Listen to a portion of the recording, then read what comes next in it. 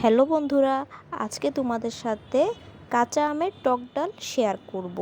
প্রথমেই কড়াইয়ে তেল দিয়ে শুকনো মরিচ আর তেজপাতা দিয়ে দিলাম। তারপর কালো জিরে ফোড়নে দিয়ে দিলাম। শুকনো মরিচ তেজপাতাটা যখন কালো হয়ে আসবে তখনই মুসুরির ডালটা দিয়ে দিতে হবে। তারপর ফুটানো গরম জল পরিমাণ মতো দিয়ে দিলাম। তারপর স্বাদ মতো লবণ, হলুদ, কাঁচামরিচ চিরা ভালো করে দিয়ে নাড়তে হবে। যখন বলক উঠে আসবে তখনই আমগুলো দিয়ে দিতে হবে। আমগুলো দিয়ে ভালো করে নেড়ে দিতে হবে, ভালো করে ফুটিয়ে তারপর নামিয়ে ফেলতে হবে।